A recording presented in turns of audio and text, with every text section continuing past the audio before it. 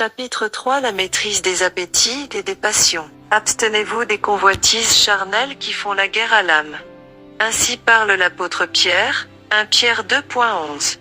Plusieurs considèrent ce texte comme étant un avertissement contre la licence seulement, mais il possède une signification plus large.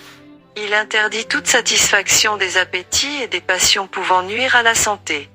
Que toute personne se disant spirituelle évite de considérer avec indifférence la santé du corps et de se bercer de l'illusion que l'intempérance n'est pas un péché, et n'affectera pas sa spiritualité. Il existe un lien étroit entre la nature physique et la nature morale. N'importe quelle habitude qui ne favorise pas l'amélioration de la santé avilit les facultés les plus élevées et les plus nobles. De mauvaises habitudes dans le manger et de boire conduisent à des erreurs dans la pensée et l'action.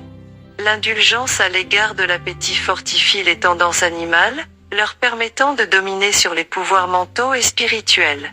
Il est impossible de jouir des bénédictions de la sanctification tout en étant égoïste et glouton.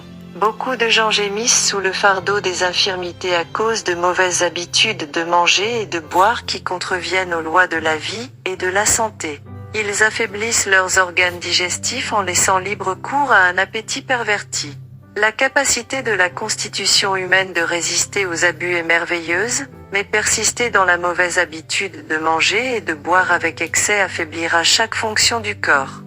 Nous voyons, même parmi ceux qui se prétendent chrétiens, que l'œuvre de la nature est paralysée et que leurs pouvoirs physiques, mentaux et spirituels sont diminués par la satisfaction de leur appétit perverti et de leur passion.